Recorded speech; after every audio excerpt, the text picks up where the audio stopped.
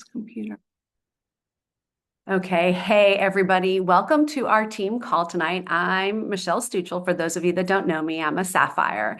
And this call has been something that has been stirring in me for weeks, if not months. And I am so excited and honored and humbled to be able to share what God has been teaching me. And hopefully, this will encourage you. And I'm going to start with this story. You may have heard it before, but I want you to think about this. And I'm just going to start with this story. Okay. It's the story of the teacup. A couple went into an antique shop and saw this beautiful, beautiful, magnificent little teacup sitting high up on a shelf. And they just fell in love with that little teacup. And they said, we have got to have that teacup. I mean, it was gorgeous. I mean, we're not talking a teacup from Walmart. We're talking like stunning china, gold leaf. And they were just admiring the teacup. And then all of a sudden, the teacup began to talk to them. And the teacup said, I have not always been like this. There was a time when nobody would have wanted me, not special at all. There was a time when I was not attractive at all. You see, there was a time in my life when I was just an old, hard, gray lump of clay. And the master potter came along and he picked me up one day and he began to pat me and reshape me. And I said, "Stop it. What are you doing? That hurts. Leave me alone." And he simply looked at me and said, "Not yet." And then he put me on this wheel and he began to spin me around and around and around. And I got so dizzy, could hardly see where I was anymore. I was losing it. Everything was spinning around and around, and I felt sick to my stomach. And I said, "Let me off of here." And he gently said, "Not yet." Finally, the day came when I'd taken on another shape. All of that spinning around finally gave me this new shape. All of that patting and molding and squeezing and pinching gave me another shape. And then all of a sudden, he put me into this furnace. It's called the first firing. And man, it was so hot. I could not believe how hot it was. I thought, I cannot stand this. I am going to die in here. Get me out. Don't you love me? Why are you leaving me in here? You see, the oven door had glass in it, and the master would just look in with his eyes, and he would not let me out, but he would just smile at me and say, "Not yet." Finally, the oven door opened, and he took me out, set me on a shelf, and thought, "Phew, I am glad that's over." Then he began to paint me all over with this sticky paint, changing my color from gray to this pretty blue that I am now. And I said, "This stuff stinks. It's choking me. I don't like the smell. Stop it, stop it, stop it." And he would just say, "Not yet." And then he put me back in a second oven. It's called the second firing and was twice as hot as the first one. And I thought, no, I'm going to die for sure. This is the end of me. This will finish me off. Get me out of here. I can't stand it. I'm going to die. I'm done. Can't stand it. Get me out. And he would just look through the glass and say, "Not yet." Then one day the door finally opened. He took me out and he put me up here on the shelf to let me cool off. And after I cooled off, one day he came by and he handed me this mirror. And I looked at myself and I could not believe how beautiful I was. I could not believe how I had changed. I didn't look anything at all like that old gray lump of clay that I started out as. And now I am this beautiful, little, delicate, expensive, priceless teacup. Beautiful, useful, transformed into purpose and so much beauty. Now, friends, I love that story because it reminds us that becoming isn't easy, but it's worth it. Isaiah 64:8 says, "Lord, you are our Father, we are the clay, and you are the potter, we are the work of your hands." And I want to remind you tonight, God isn't just trying to make your life look good. He's forming you into something that can carry weight and purpose. Okay, now raise your hand if you want to be a jewel or a diamond in this company. I have been thinking a lot about what it takes to advance, to grow, to become, to grow into the woman that God has called me to be. And listen, just like that lump of clay, it's not easy. It's never linear. It definitely doesn't feel fantastic all the time. And many of you, maybe some of you, are on this call just like me. You are wondering, will you ever get there? You're wondering, you've been at a certain place for a while. You feel like you're in that oven and you're sitting and sitting and sitting. Maybe you've been at a rank for a period of time, and deep down, you're wondering if you'll ever be able to move forward or if you'll ever get out. And I want to tell you, friend, yes, it is possible. Yes, you can, but it comes with a price. And that price is pressure and heat and being uncomfortable. Because, see, we all want the outcome. We all want the influence, the income, the team, the diamond title, diamond destination, but not many want the pressure it takes to achieve or carry it. And the pressure, that's actually the process. That's how diamonds are formed. Thomas Carlyle said, no pressure, no diamond. And that's the truth. That's where God does his most beautiful work. And if you're in that right now, the stretching, the refining, the padding, the spinning, the heat, this is the hard part. And I'm tired, friend. You're not behind. You are becoming. And tonight, that's exactly what we're going to talk about what God might be doing in your life during the messy middle. When you feel like you're showing up, you're doing the work and still wondering, why does this feel, why am I not moving? Why are my points stable? What lesson are you trying to show me, Lord? What do I have to learn? See, we all want the promise, but most of us forget that pressure always comes first, and God uses it every single time. If you're in the heat of growth right now, you may not be doing anything wrong. You're right where God does his best work. But let's get real. God isn't just trying to grow your business, he's trying to grow you.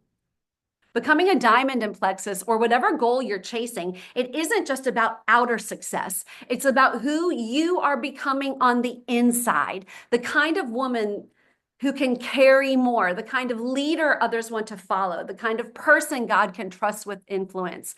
And I remember years ago, Brittany would tell me, Michelle, the diamonds that you respect, you and I respect the most, they're the ones that will say the paycheck is great, but what I love and I'm so thankful for the most is who I've become. And I 100% agree. So tonight, I want to walk you through a few of the traits that get built in the pressure. And these are the things that make you durable, anchored, impactful. They don't just help you get to the top, they help you stay there and honor God while you do in every area of your life, not just your business. Okay, the first one, integrity. Can I carry the weight? And a lot of these traits I got from John Maxwell, developing leaders around you. Okay. This is not me. Anything that comes out of my mouth that you get, I have learned from somebody else. So there's my disclaimer. Okay, integrity. Integrity isn't just about doing the right thing when it's easy or when others are watching. It's about having a strong inner structure that holds up under pressure. John Maxwell defines it as trustworthiness and solid character, consistent words and walk. Okay, now some of you can remember from Super Saturday several years ago, Dr. Henry Cloud spoke, and he shared with us that the original meaning of the word integrity, it actually comes from a nautical term. It's referred to whether a ship could withstand storms, weight, and being on open waters without breaking apart. A vessel with integrity didn't just float, it carried weight. It endured storms without falling apart. Friend, think about this. Your leadership, your life, you are like a ship. Can you carry the weight of what you're asking God for? What causes you to crack? Let me be honest. If God had given me what I was praying for when I wanted it it would have crushed me. I did not have the capacity to carry it. I didn't have the habits, the structure, the maturity. I needed to grow my integrity, not just in honesty, but in internal strength. And in this business, integrity is everything because we're not just selling products. We are in a people helping people industry. Trust is the currency. It's about being solid, the kind of leader who can be counted on when things get tough. If we stretch the truth, make emotional decisions, or flake on follow-ups, people notice. But when we're consistent, when we do what we say we do, even when it's inconvenient, when we are truthful on what our products can deliver and what they can't, that's when real trust is built. Integrity may cost you in the short term. You may lose a sale here or there because you didn't hype something up. You may walk away from a shortcut, but it always pays off in the long term in peace, respect, and legacy. And in a business like this, trust and legacy matter. Listen, this isn't about being perfect. Perfect has been done. His name is Jesus. We're not him. We all have room to grow in this area. And I've had to check myself over promising, over committing, under delivering. I'm asking myself, would I trust me with more?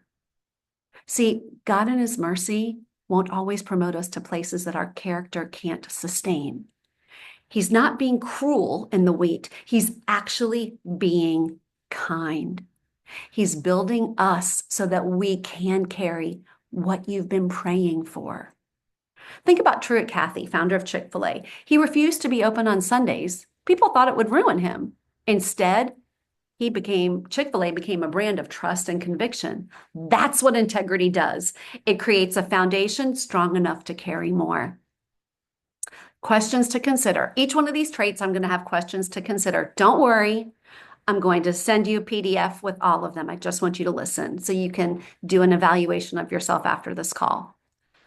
So, do I live the same way in private as I do in public? What causes me to crack? Would I trust me with more responsibility, more people, or more income? Because see, here's the thing, friends. This is a side note. Money is just a magnifier. Money will not solve your problems. If you can't handle money now with a little, you won't be able to handle more money when it comes. It just magnifies what's already there. And what needs to be shored up in my structure? Integrity isn't always celebrated, but it's always foundational. God is building something in you that can last, and every decision to do the right thing, especially when no one sees, is adding strength to who you are. So the question isn't how fast can I grow? It's how strong can I become? Because leaders who carry real weight aren't the flashiest or the fastest. They're the ones with integrity, and that's who God can trust. Okay, number 2, resiliency, the bounce back muscle.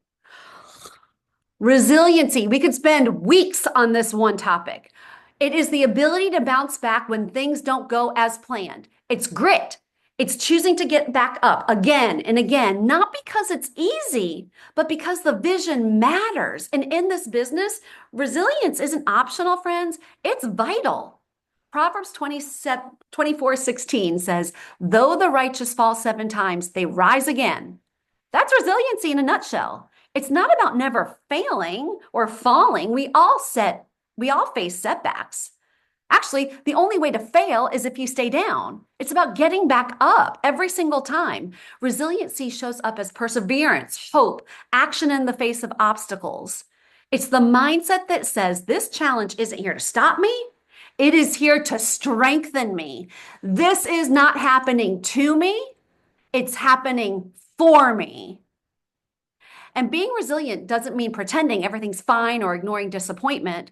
Eric Worre said it best. It means we discipline the disappointment. We don't let it take us out. We get back up, we learn, and we move forward. And listen, I've had my share of disappointments, lots of them, but we can discipline the disappointment, learn, and move forward. Because let's be honest, this business can bruise your ego if you're not careful. You will hear no more times than you ever thought possible. You'll have people ghost you, doubt you, misunderstand you, sometimes quit after you've poured your heart into them. But guess what? The people who win here aren't the most talented, they're the most resilient. Resilient leaders don't interpret rejection as personal failure. Resilient women feel the disappointment, but they don't live there. They've learned that setbacks are set-ups for something greater if you keep going. This business has incredible highs, rank advancement, life-changing paychecks, testimonies from people whose lives have been transformed, but there are lows too.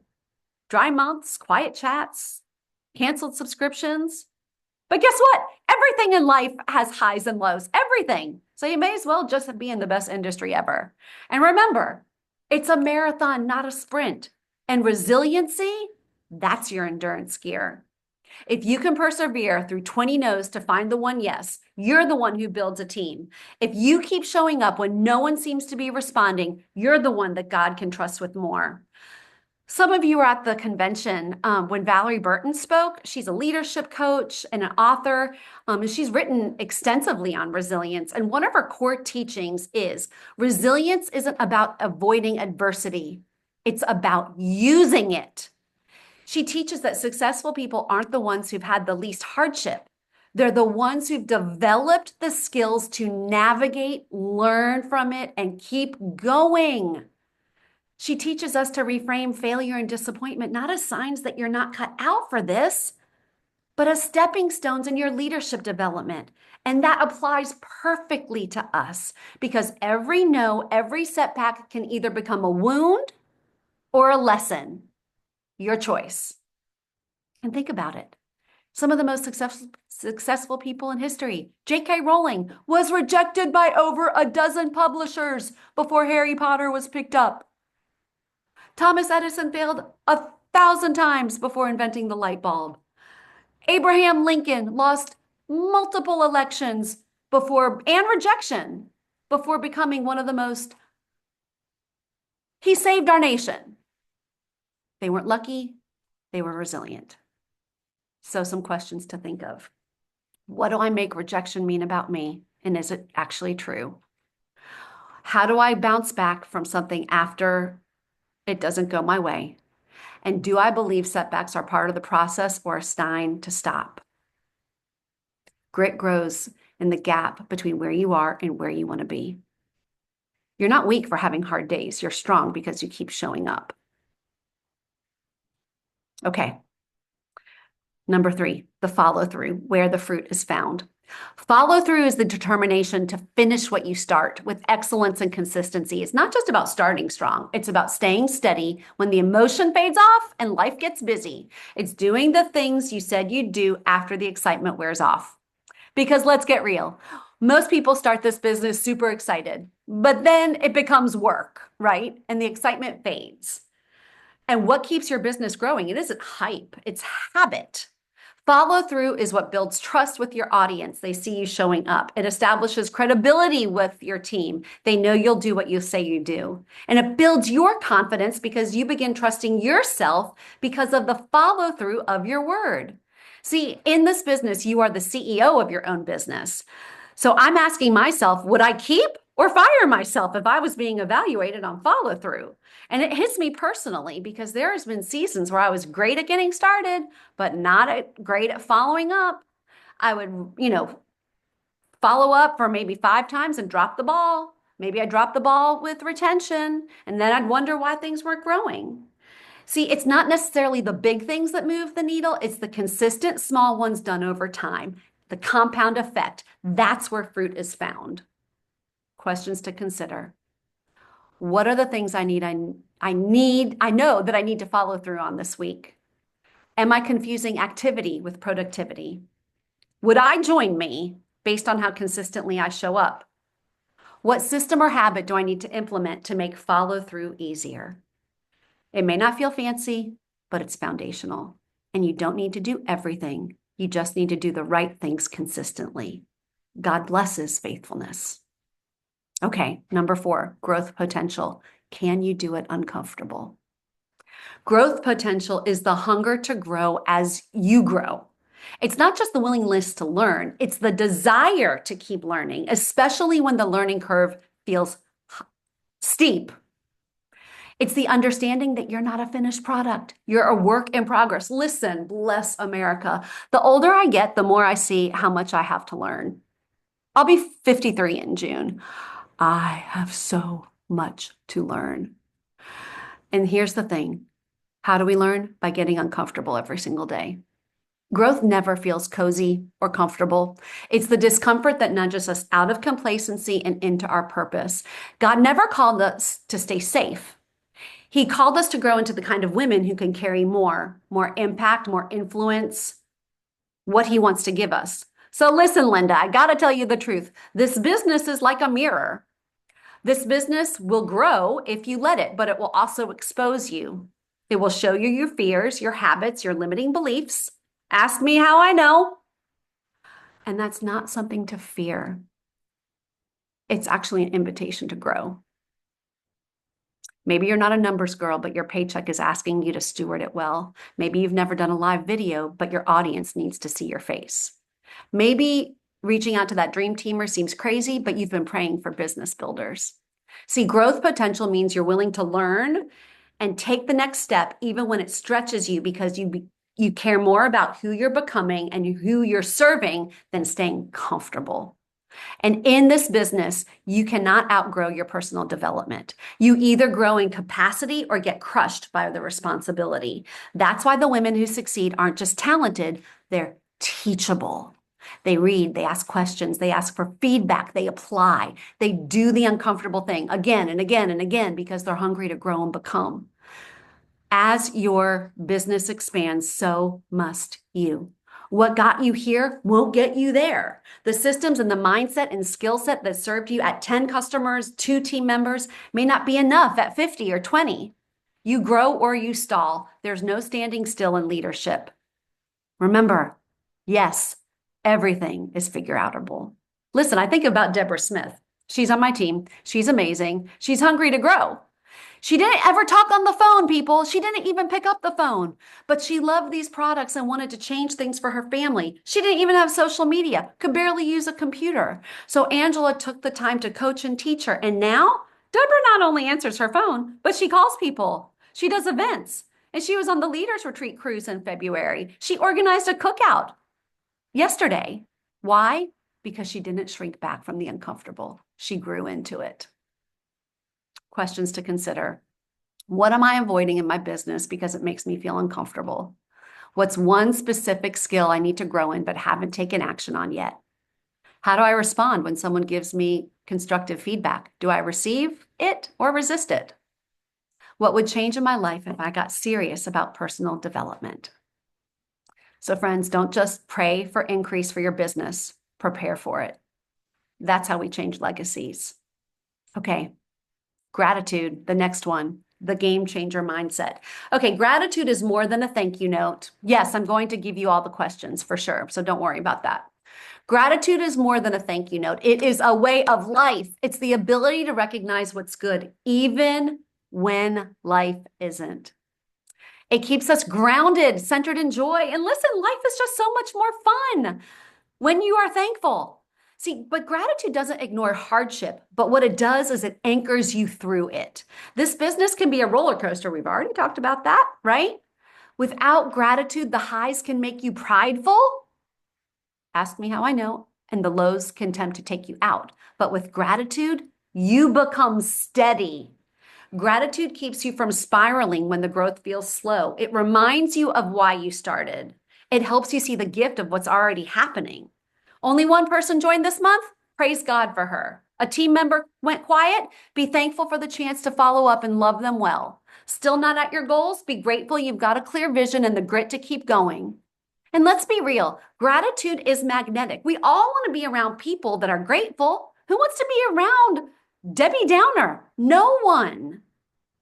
So in practical terms, celebrate your small wins. Cheer. We talked about that on book study. Cheer for others even when you haven't arrived yet. Speak life into your team. Stay hopeful because gratitude won't just grow your business. It will help you enjoy it. Challenge questions. Am I thankful for what I do have, or am I focused on what I don't? Remember the book, The Gap and the Gain? Am I cultivating gratitude in my daily life? How often do I thank my customers, my team, or even my family? And what's one habit I could start this week to keep gratitude at the center? Gratitude doesn't make life easier, but it does make you better and can bring joy. And it shifts your focus from what is missing to what's meaningful. Plus, God kind of commanded, give thanks in all things. Because where there's gratitude, there's always growth. The next trait, number 7, the big picture, to see beyond the now. Okay, big picture thinking, it's not just vision. It is the ability to zoom out and lead with perspective, even when things don't go according to plan. Okay, vision is where you're going. Big picture thinking helps you keep going when the road looks different than you expected. And let me tell you, my road has looked different than I expected. It's what helps you lead through the in-between, the quiet months, the pivots. It's what keeps your heart anchored when your circumstances feel discouraging. It's choosing to believe what's happening now isn't all that's happening. Because remember that roller coaster? But big picture thinkers think, how can I lead with vision here? What's really going on? What is the compound effect? What am I doing to make the compound effect come? Big picture thinkers help you stay faithful in the small because you know it's connected to the significant and the compound effect is coming. You're not just building a team, you're building a culture and trust. You're not just selling product, you're helping change families. You're not just hosting a Zoom, you're shaping culture. Leaders with big picture perspective don't shrink when it's slow.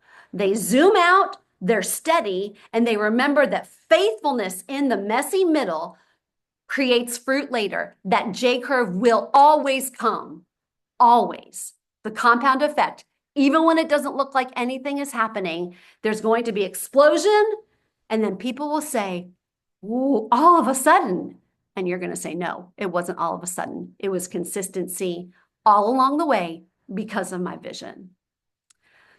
So, questions to think of. Am I making short-term decisions from a short-sighted mindset? Do I let discouragement shrink my leadership? What am I building today that could bear fruit 6 months from now? Leaders with big picture thinking stay faithful to the process. Remember Brittany's Patreon, Success is a Science? So when the enemy whispers, this isn't working, you get to say, actually, God and I, we're not done yet. Because you're still working. And number 8, discipline. The do it anyway.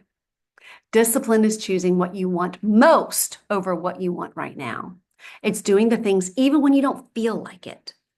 John Maxwell says the ability to practice self-control and keep commitments, doing what needs to be done and when it needs to be done. See here, discipline is what bridges the gap between intention and impact. It's where dreams grow legs. It's the I'm tired, but I'm still showing up.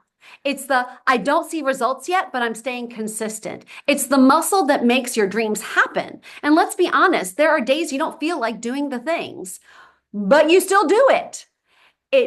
Discipline is what makes the difference between people who start a business and those who build one. This business does not require perfection, but it does require persistence.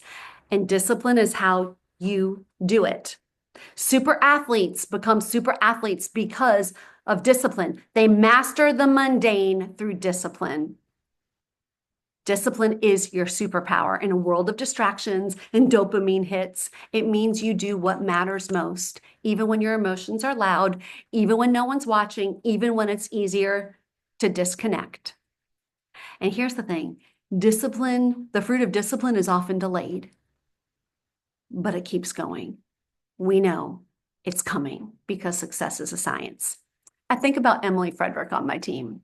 She just started a full-time physical therapy job. She is an 8-month baby boy. She's the breadwinner of her family. She works full-time. She does not have massive chunks of times, but she's disciplined with the time she has. She gets up early to send messages and checks in with her people through the day when she's in the bathroom, at work. She doesn't always feel motivated, but she's disciplined and her confidence is rising. And it's not because she had the perfect setup, it's because she has discipline.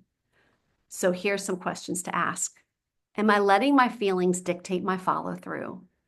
Where in my daily routine do I need more discipline? What would my life and business look like 90 days from now if I simply stayed consistent? It's not about doing it perfectly, friend. It's about doing it faithfully. And the last one, number 8, positiveness, the atmosphere you carry and bring. Okay, positiveness is not about pretending everything's fine. It's about choosing to see what God is doing, even when it's hard to see. It's remembering 8:28, Romans 8:28. God works all things for good for those that are called according to his purpose. John Maxwell says it's the ability to see the bright side, believe the best, and bring a sense of joy to difficult situations. It's showing up as your best self. It's the discipline of not letting your attitude be ruled by your circumstances or emotions. See, positiveness, it's not just your outlook, it's your energy and the atmosphere you carry. It's not just what you say, it's what people feel when they're around you. When you walk into a room, a team chat, on a Zoom call, you either lift the atmosphere or you drain it. No middle ground. Your energy sets the tone more than your words ever will. And this business will test your outlook. You'll hear, we've already established that, right? You don't have to fake joy, but you do have to fight for it. Positiveness does not mean you have toxic positivity. It means you're anchored. You believe that God is at work even when things don't go your way, even when you don't meet your goals, celebrating your team when your goals aren't met. It's choosing gratitude over grumbling and hope over heaviness. It's choosing to show up with energy even when you don't feel like it. And here's the thing, your energy is contagious. You may not be the most experienced or the most eloquent, but if you're the most positive, people will follow you. I think of Angela. That woman is passion and energy in a bottle. People are drawn to her because of who she is, because her energy is contagious. Every time that woman shows up, she shows up ready to crush it. And people want to be around her. I love that about her. You set the atmosphere with joy, hope, and truth, even on the hardest days. And I know she's had some hard days, but she shows up anyway, bringing her all. Challenge questions for you to think about. Am I bringing life to my conversations or am I draining it? How am I showing up to calls, IPA, Zooms? What does my tone say to others? Would I want to be led by me? And how can I intentionally choose joy in a hard moment this week? You set the atmosphere, friend. You get to bring the energy. Okay, talked a lot. I'm going to send you the questions. And at the bottom of the sheet, it says, out of everything we've walked through tonight, I don't want you to get overwhelmed. I just want you to think through these things. Which trait do you need to focus on right now? And what's one action step you can take this week? Not 5 things, not 8 things, not a perfect plan, just one step. Faithfulness always starts small, and small steps are where you move forward. Because here's the thing, friend, if this speaks to you, it's because diamonds are formed through pressure, heat, and time. But the timeline doesn't look the same for everything, for everybody, right? Some are fast under extreme conditions, others take more time, but no matter the speed, no diamond forms without pressure. No leader forms without process. Maybe you're in the heat right now. Maybe the pressure feels like a lot, but that doesn't mean that God's not working. It means he is. And there's joy and such beauty in it. I say that with every fiber of my being, that right now, I am so thankful for this process. Because it's about what God has formed, who we're being formed, who we're becoming along the way. So don't rush it. Don't resent it. Trust the hands of the potter. You're not just being refined, friends. You're becoming the diamond. Love to you all. I'll send you the questions. Have a great night.